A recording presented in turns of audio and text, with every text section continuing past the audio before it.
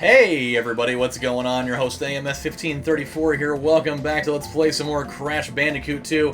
And we're in the final warp room right now. Like, these are levels 21 through 25, and then that's totally it. Like, right after that, we fight Neo Cortex, and that's the whole freaking thing. I mean, there's also, like, the bonus warp room, but as far as, like, the main story goes, we're right here already. It's freaking crazy. The weird part of it is, like, when I loaded up this save file, like, we're here at the last set of levels, and we're only 55% done with the game as far as, like, full completion's concerned, because there's, like, other gems and things out there that we haven't gotten. And that's just weird to think about. You complete the whole, like, you complete the main game, and we're probably only going to be, like, a hair over 60% done with this. It's so weird to think about. But whatever, we're going to get down with it. We're gonna get some levels done today, hopefully, and we're not going to totally screw things up, hopefully.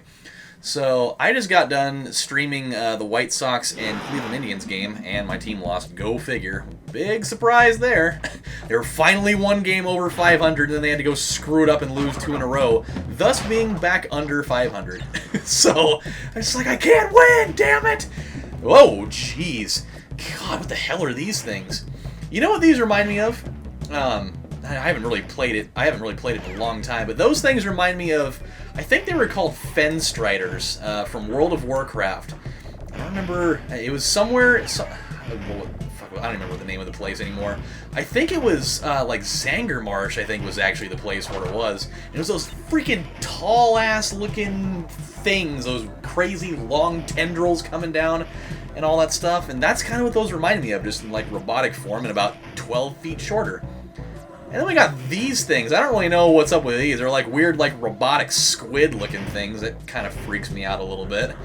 But hey, this is, I mean, this was Future Frenzy before Future Frenzy was Future Frenzy. So, and that's like my favorite level from the third one. So I'm really glad to see it, you know. Ah, there he is. Yeah, see, he kind of totally does look like him. I think most of it's because of the legs, but hey, what do you do, you know? So, speaking of the Cleveland Indians thing, by the way, it reminds me of something that I heard from Louis C.K. about that. He's like, we called them Indians by mistake, but we still call them that. Like, we probably knew after like a couple of months that they weren't called that, but we still do it. And I just always thought that's funny. I mean, I know that we really call them. Whoa, what the hell is that? God, it's like a freaking robotic birthday cake that's gone insane. He's like, come and blow these candles out, you douche! We'll take you down! Oh, yep, that was bad. Yep, all the way down to his completely indestructible pink shorts. But yeah, like, hey, I know we really call them Native Americans more now, so the whole Indians thing doesn't really exist so much. But yeah, it was just, it's weird. It's kind of a weird thing. And then it reminded me of another thing, another piece of stand-up that I was listening to of his today. It's actually really funny because it reminds me of when I was a kid. Actually, he was talking about when he was in grade school, and he lived in Boston, so you know they had the accent there naturally. And he was talking about his sex ed teacher that because of her accent, she would call a vagina a vaginer. And so that's what he called it, like, all the way up until he was, like, 25 because he didn't know any better, because that's how pretty much everybody in Boston was pronouncing it at the time. And so he's like, she called it a vagina, and so, like, this whole time I thought that, like, a vagina was, like, a thing, you know, that vagines, you know, like you know, something that you would use to like vagine your driveway, or maybe like vagine this new table that you built. You know, you go and you grab like the 80 grit sandpaper. Oh boy, we got one of these. Let's do it. Let's freaking do it. We'll get that gem out of it. Get that percentage up some more. It's like, hey, you just like you get out the sand. You get like the 80 grit sandpaper and you sand it down. Then you get like the finer 120 and you sand it, get it all smooth. And then you're like, all right, honey, here you go. And then she, you know, crouch down and like vagine the table and get it all nice and smooth and all that. What the hell is this? Oh, what a way to die, you know? Hey, William, if you hold up this thing, no one's gonna be able to push you back. Just nobody. Okay, alright, well, if you say it that way, it sounds pretty safe. And Crash just goes and knocks him back on a nitro box to kill him. That's a pretty sad way to go right there. Oh boy. I don't like these things. I don't know when they're going to go up and when they're not. They're just kind of doing whatever. That's what I don't like about those things. They're really... Oh, yeah, that's fan-freaking-tastic. That's what I want. I really want these things. Oh boy. What are these? We playing DDR out here now? Whoa! Okay. That's not very nice. Hurry, come on. I got a bad feeling there's gonna be some timing going on in there. So yeah, dude, that was a funny thing too. That whole vagina talk was definitely something that I found pretty hilarious. I actually almost had to pull the car over because it caught me off guard what he was talking about. When he started talking about the whole part of vagining the driveway and all that, that's really where it caught me off guard. Okay, so ooh, at least we got one gem, but we're gonna have to go back in there again and do the rest of it. So hardy freaking har. Hardy freaking har. So, okay, I've got a story for you guys. I got another story. This whole bunch of different story times today, just because I feel like it. So, this story in particular actually terrifies me for my own wedding. Apparently, I don't even know when this happened. I mean, I just read it a few days ago, but whenever you read internet articles anymore, like, you can't take it like it just happened. Like, there's people that post articles and they're like saying that it's brand new when you find out later that it's totally been posted like 5 trillion times over the last couple of years or whatever. But I was reading about this, and apparently it happened somewhere in the UK. I don't really know where exactly, but it happened in the UK. And so this guy, he was getting married, and he went out with a bunch of his friends, and they were having the classic bachelor party or whatever. Probably went out to a bar and got totally wasted or whatever, and that's what happened to the groom to be. He ended up having a few too many too many flagons of mead or whatever, or just a little bit too much warm ale or whatever it may have been at the time or what have you. And so he gets, from what I remember, I think that he like blacked out or he passed out, one of the two of those things. And so his friends decided that they were gonna go way too far. And so what they did, I don't know if they were just like back at like the house or what, because I can't imagine that they would have done this in public, because that would have been extra fucked up if they did. God, the crazy birthday cakes. They're like remote controlled too. You can see the antenna flopping around like an old freaking dong and everything. It's weird. I don't like it. So look at Cortex's face. He's like, yeah, I'm not really happy with the design of this place either. I told the guys I wanted something modern, not this modern. This is going way too far. I wanted something that I could bring my girlfriend around. I can't bring her into here. I mean, God, what the hell is this place? Looks like a glorified gas station in here. Oh boy, okay. So we'll just say, for the sake of the story, so I'm not sitting here fighting with myself over it, that they went back to the house, and this guy was passed out, and so he was on the couch, and what these freaking tools decided to do was, while he was asleep, they all shaved off their pubes and glued them to his face! Like, I can't freaking believe that! Who would do that? Who would have the audacity to shave off all of their freaking... all their freaking junk hair and glue it to that guy's dome? Like, you can't. And so they even took like a picture of it, and it just looked awful. Like, his face looked like a freaking pubic Brillo pad is what it looked like, and it was nasty. Like, it was really bad.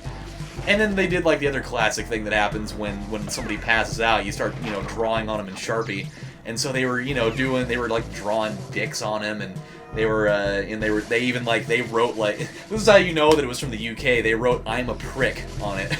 I don't think anybody in America has said the word prick in like 15 years. I'm pretty sure. Like, I haven't personally heard somebody use the word prick since I was in like middle school in the 90s. That was like literally the last time that I heard it. So it was yeah, dude. Like, when that guy woke up and figured out what they had done to his face, if it were me, I would have been absolutely irate. Like, how do you even look at those guys the next morning? Like, I don't even know how to even talk to them. Be like, hey, guys, thanks so much. Like, I would have been cool with the party part. Like, hey, the party was awesome, but do you want to explain to me whose idea it was to glue all your freaking Jimmy hair to my freaking face? Because that is going way beyond what's acceptable, you know? And, like, I can't imagine that was something that those guys planned from square one. Like, there's just no way. That had to have been something that just came at the very last moment, like a spur-of-the-moment thing that was just, like, right there. Because there's no way that they would have been like, hey, okay, so let's all meet up at the pub one night, and then we'll figure out what we're gonna do for his party. And they all get there, and they're, you know, sitting there eating their fish and chips or whatever, and they're like, okay, all right, this is what we're gonna do. So we're gonna get him super drunk, and then when he passes out, we go back to the spot. This is what we're gonna do. We're going to totally shave off all the hairs off of our freaking crotch, and we're gonna glue them right to his face. That'll really show him a thing or two. Oh no! Oh, cool. All right, I guess that's gonna work. I don't think that's how they intended that though, but I know that we had to go back this way because I saw it. I saw that little wireframe there that something was gonna need to happen. Something else needs to happen. So, yeah, dude, like, that makes me terrified for my own bachelor party, especially considering who a couple of my friends are. I know that they would try some freaking shenanigans. And if you, Matt or Lige, are watching this, I'm on to you already. I mean, I'm not saying that I'm getting married in the near future anywhere, but I know what goes on in your brains, so don't even think about it, because I will nail you at your own. So, you know... But yeah, dude, it's like that. Oh no! Please tell me that we completed the. Please tell me it's gonna leave it that way.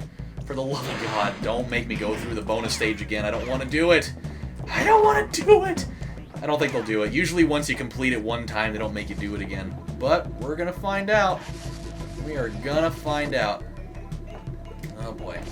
Oh boy. Here we go. Gotta go. Gotta go. There we go. So yeah, that makes me think like when my own bachelor party happens, I am most definitely like I'm gonna drink. I'm definitely gonna drink. I'm not just gonna like totally avoid it and not have as much fun over the whole thing. But I am going to most definitely, like, once we go out and do our stuff, I'm gonna go home and I am going to lock every single door in my house. Because I am not going... I'm just gonna barricade myself, because I'm not trying to wake up in the morning with a bunch of freaking wieners, you know, written all over my face and on my chest, and having, you know, people's pubes turned into my own personal beard, and God knows what else. So, yeah. Be wise, my friends. Be wise. Who you allow to be the head of planning for these things. Come on! Really? Like, how's that thing going up right in that spot every time? What do they expect me to do there? It's almost like you have to take the hit. Oh, no! Oh, scientist Jeff, he wins! He totally pushed me back. Wow, he went Sparta on me right there. Did he just have a scream? Hold on. That is both awesome and terrifying, actually. That's a pretty rough way to go right there. Okay, there's just enough time to do it. Yeah, that's how they want you to do it.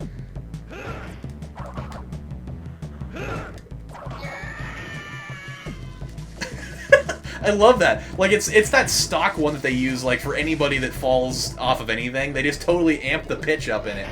But I love it, though. I love it. I love that they didn't just use, like, the one with the regular tone and everything. Like, they made it just a little bit different. Totally awesome. Love it. Hi! Oh, God! Oh, boy. Those little platforms are trouble, man. They really are. And obviously, we would have totally gotten all of those. Oh, no, forget it. We'll deal with it later. I'm not going to deal with it right now. I could have gone back all the way back to that freaking death platform, but I didn't do it. I didn't do it. I probably should have against my own better judgment, but I didn't do it. Oh, man, we spent 14 minutes in there? Did we seriously do that? Wow. I thought that we got more done than that. We literally got nothing done in that entire second part of that run. Ugh. Alright, well, I mean, just because of that, we'll call it good for this episode. I'm trying to steer away from doing those crazy long 20-minute ones. Just because I also have a lot of work to do tonight, too. I've got to do some more QuickBooks stuff, so... Really wanted to play some of this, though, because I was really feeling it, man. And I'm glad I did it. I'm really glad I did it. That future level was awesome. And we got at least one gem out of it and a crystal, so it's not like it was a total failure. Maybe a little underachieving for what I wanted though. But when we come back on the next episode of Let's Play Crash Bandicoot 2, we've got Rocket, depending on how that goes. Oh god, it just hit me what that is. Oh no, those are the jetpack levels. Oh fuck my life. Oh no. At least I think that's what that one is. There's a Night Fight, which that one's gonna be fun. I really hope it's not another one of those bug light levels though. Pack Attack, which I have a bad feeling that might be jetpack related too. And then Spaced Out, so we've got stuff to do. So stick around, my friends, or don't stick around, but when I come back with a new one, then you can go jump in there. So until then, my friends, this is AMF saying thank you guys for watching, and I'll see you next time. Take care of your vaginers, you know. Sometimes, I mean, if you gotta go vagine things, then go do it. So, wise words to live by.